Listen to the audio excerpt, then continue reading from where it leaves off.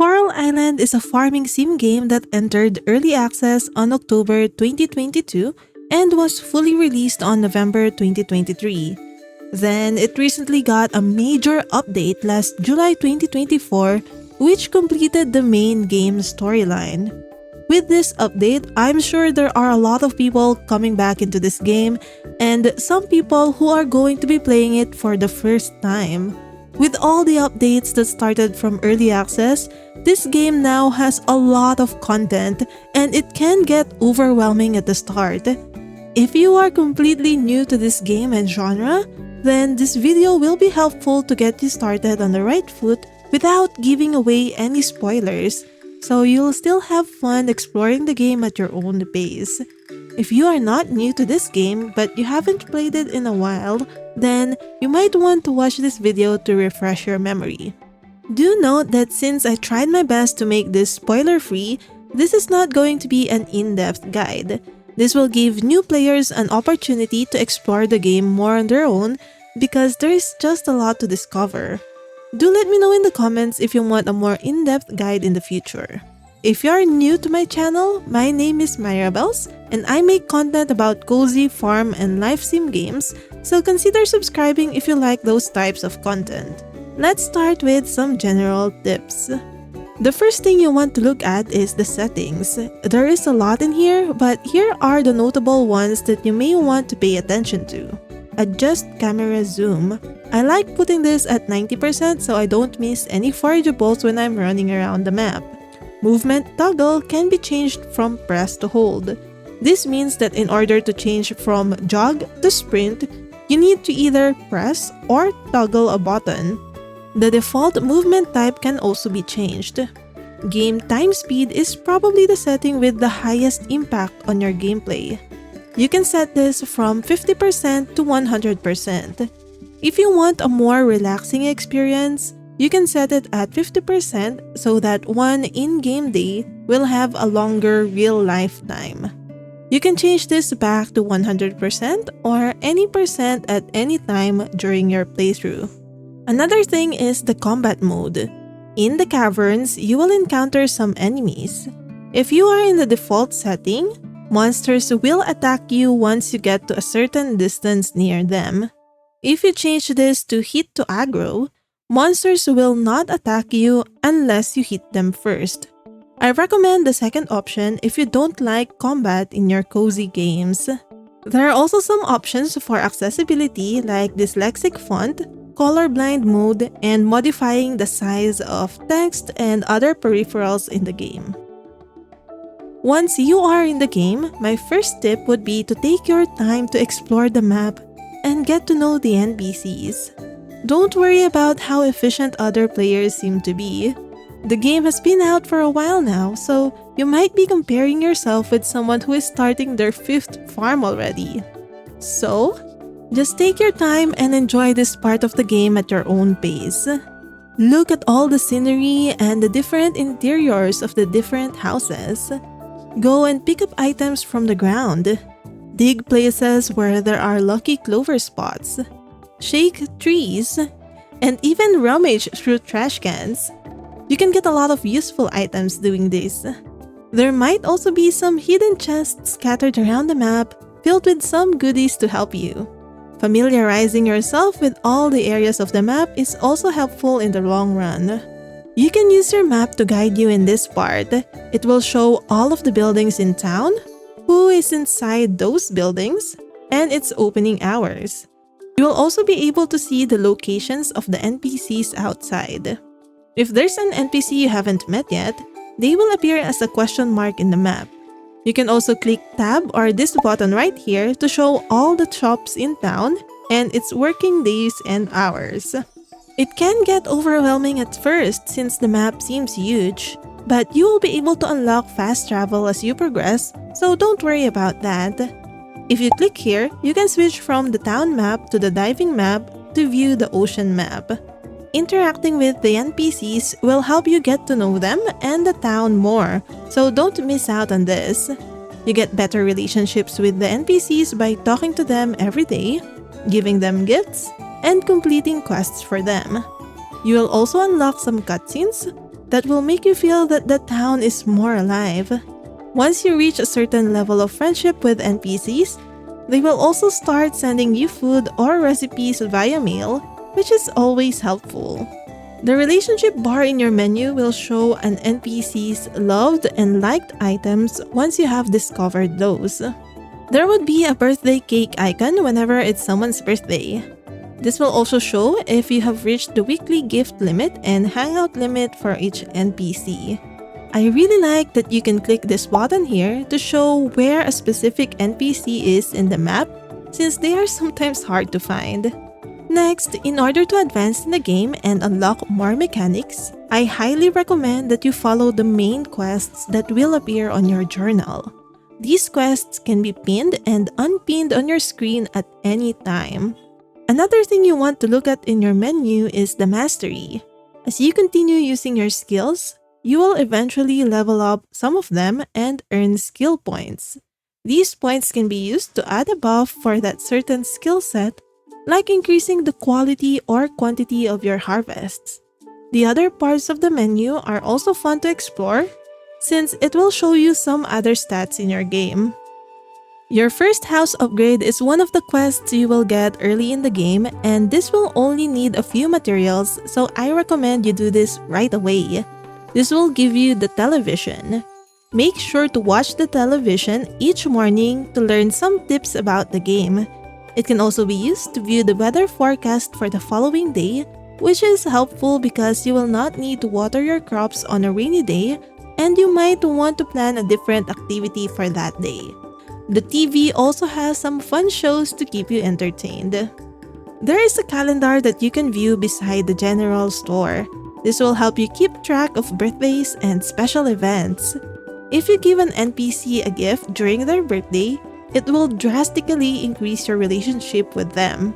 Special events are fun interactive events where the townsfolk will gather on a location and hold festivities. Make sure to look at your map to find the location if there's a festival, so you don't miss out on the fun. You can also access the Errands tab from here. Doing errands for NPCs will give you rewards and increase your relationship with them. Next tip is to hoard a lot of items. If possible, keep at least 1 or 2 of each item that you will get because you never know what will be needed in the museum or the altar. These are 2 locations where you will need to donate or offer certain items to advance in the game. Just follow the quests and you will eventually unlock this. Once you have unlocked it, the item description will show a brief note on what is needed in the museum and the altar, so you can start selling off the extra stuff that you don't need for either. However, I still recommend keeping some just in case an NPC will ask for that item, or maybe you'll need it for a recipe. You will get some mail from time to time. Pay attention to what's written in those. Most of the letters you receive can be found in the journal menu, so feel free to look back if you want. Some letters are directly related to the main quest and will be pinned on your quest menu. But some letters contain hints on secret shops and locations that you might miss if you are not paying attention. Early in the game, you will have visions and dreams while sleeping about certain locations in the map. As I mentioned, it would be helpful if you've explored the map before so that you will be familiar about the locations shown in your dreams. Once these locations appear in your dreams, I suggest you look at that location because something new happened there. Next topic we will talk about is all about organization. In games like this, I often find myself running out of inventory space a lot. If you are like me, then this section will be helpful for you. If you will look at the available crafting recipes, there is an item called a makeshift chest which is readily available from the start. The items needed to craft one is readily available in your farm, so it's easy to make 1 or 2 right away. These chests can hold up to 20 items, and you can even rename the chests, so you can arrange your items as you like. Personally, I would divide my chests per location or season. For example, I have different chests for things I can get from fishing, bug catching, mining, etc. I will also have different chests for items I can get during spring, summer, autumn, or winter. Feel free to experiment on the organization that works best for you. Do note that you will be able to unlock recipes for other chests that can contain more items than the makeshift chest, so keep that in mind. You can also craft signposts and place it behind the chests so that you can find things easier. To put a picture on the signpost, just stand in front of it with the item that you want and press the right mouse button. To make sorting through all your items easier, there are some shortcuts that you can use. Pay attention to the buttons you can see all around, like the auto sort button for both the chest and your inventory. There is a button to move items quickly from backpack to storage or vice versa, and a button to stack similar items together, whether to your storage or to your backpack. If the Include Chest in Global Inventory is checked, all the items in that chest can be used when you're crafting or cooking. If you don't want that to happen, make sure to uncheck this option. This game has had a lot of QOL updates that has made things easier, so make sure to take advantage of that. There's also an option to process all items at once at the blacksmith store and other things that you can discover on your own. One of the first purchases you should save up for is a backpack upgrade, which can be bought from the general store. The first upgrade costs 500 coins, and this would unlock another line in your inventory, which is a huge help. You can easily earn this money by foraging, fishing, bug catching, or from selling your crops. Next, let's talk about your energy level. Using your tools use up energy. Your character eventually moves slower once your energy reaches a certain level. Then once it reaches 0, you will collapse. The day will end, and you will be billed for the medical fees. So make sure to keep track of this stat. However, I recommend that you always use up your energy before heading to bed at night.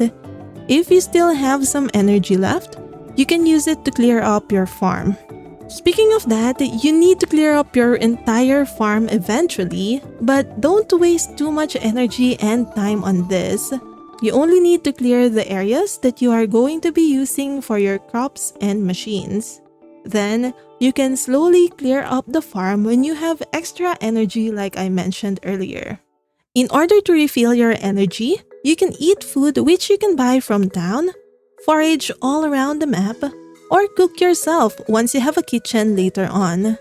You can also craft some food using easy-to-gather items, so make sure to explore your crafting recipes. There is also an area in the map where you can rest to refill your stamina, which will be unlocked as you progress. Just make sure to remember the things I talked about earlier, like paying attention to your mail or your dreams, so you don't miss out on this. In early game, I recommend crafting your own food and eating forageables. Then, once you have some stable supply of money, you can buy sugar from the general store. Aside from refilling 60 energy, this will also give you movement speed, which is always nice. Our next topic is farming, one of the major in-game mechanics. You buy seeds from the general store. Be careful and don't overbuy seeds at the start. Watering your plants take up energy, and you might not enjoy using up almost half of your day and energy just watering everything. You can eventually plant more once you've unlocked tools that can help automate watering. With that said, it's good if you can eventually buy each type of plant and keep each type of harvest just in case you need it for quests or anything else. There are 3 types of plants: crops, fruit plants, and fruit trees. Crops are planted in 1x1 areas, while fruit plants grow in 2x2 areas. For the fruit plants, make sure to water each land in the 2x2 area. Keep in mind that each type of crop or fruit plant will only grow in certain seasons. This is indicated in the item description along with its growth time. Pay attention to this since your plants will wilt outside of its preferred season, and one season only has 28 days. The plant growth times indicated includes the day the seed is first planted and watered. So for example, on day 1, you plant a crop that needs 4 days to grow. This means that it'll be ready for harvest on day 5, provided that you are able to water it every day.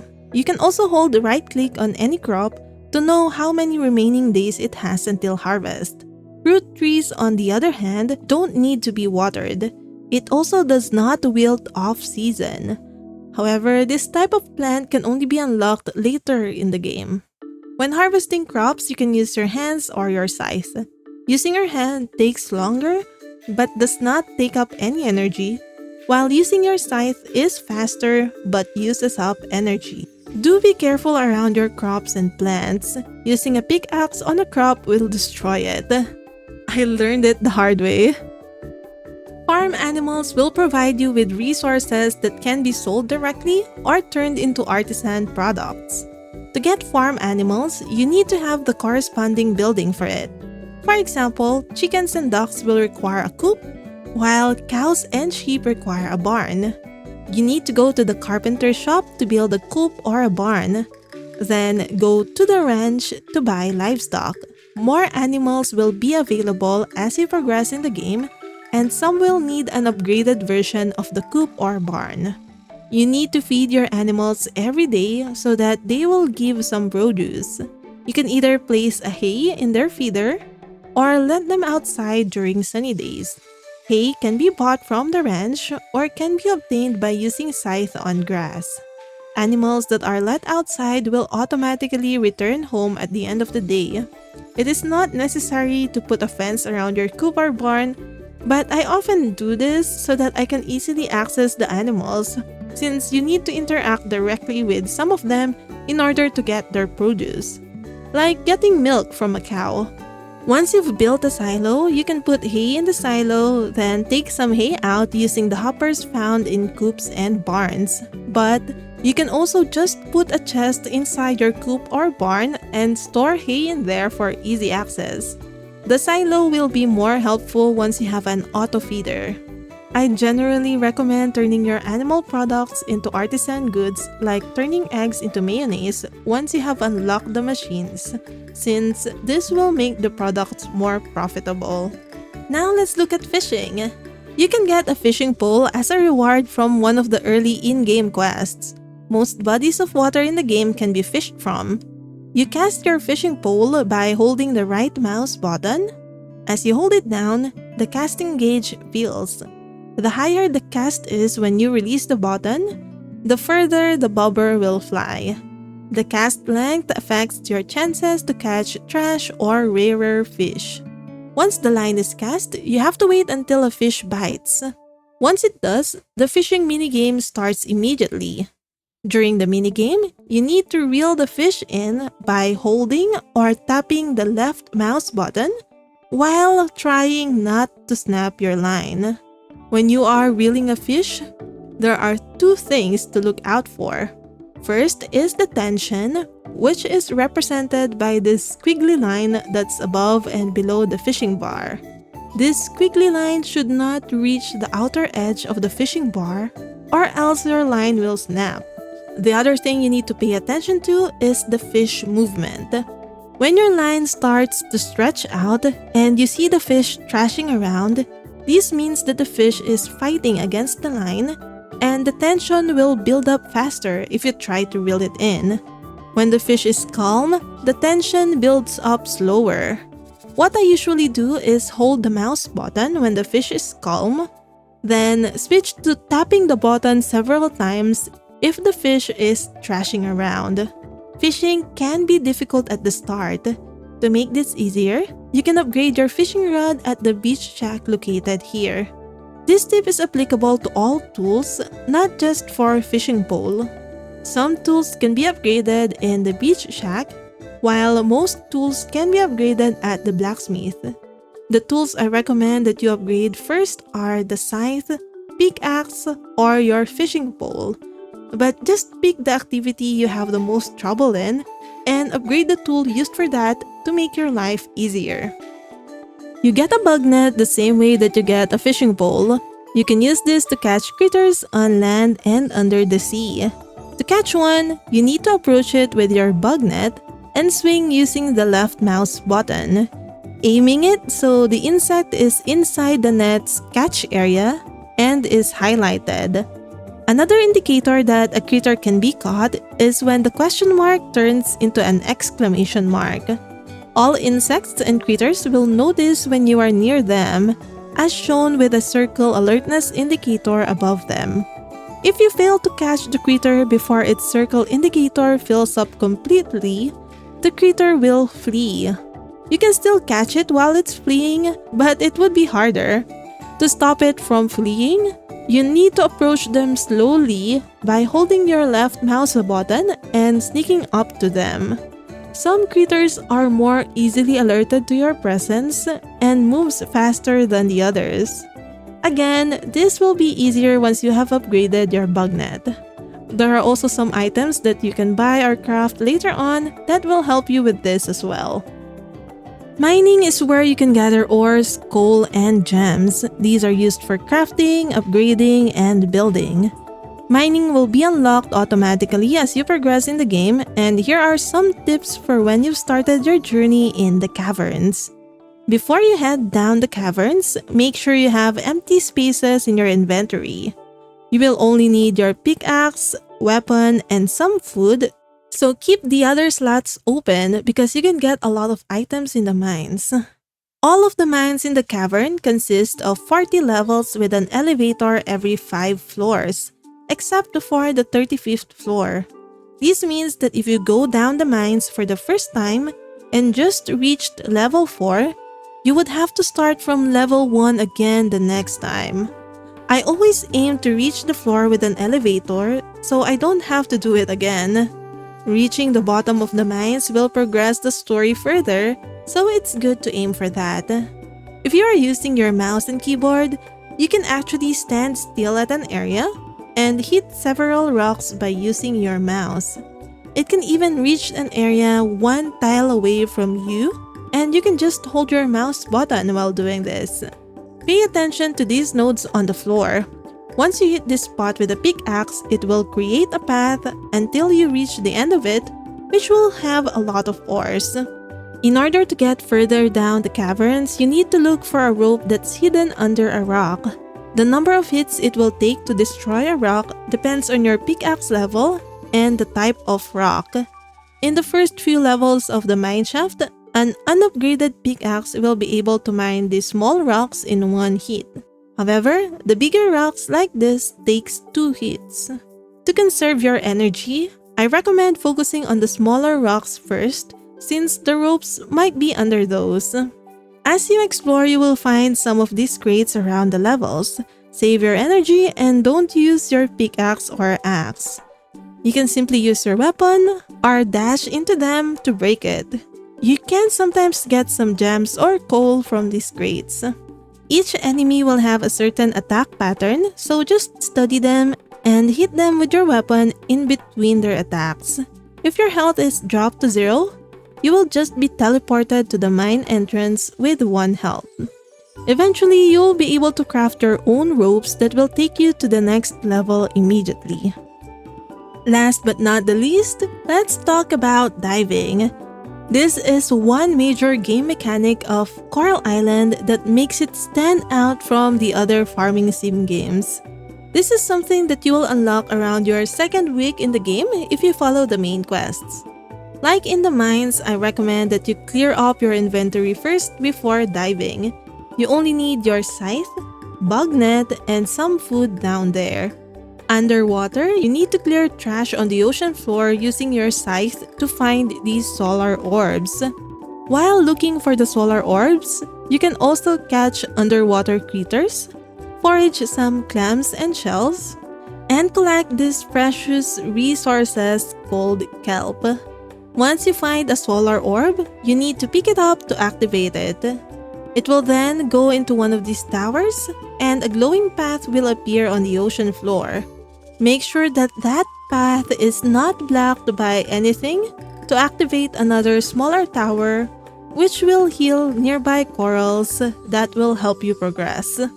Don't forget that you can move the anchor by pressing X because that will be your new starting point when you want to dive again. And the ocean is huge. It also has a map that you can use to help you navigate if you get lost, and fast travel will also be available later on. That's all the tips I have for now. I hope you enjoy Coral Island as much as I do, and if you have any spoiler-free tips to help out new players, do share it in the comment section. Also, let me know if you want a more detailed beginner's guide. If you want some company while playing, then check out this playlist of my own playthrough of Coral Island. This is my third farm though, so I already know what I'm doing and there might be some spoilers for you.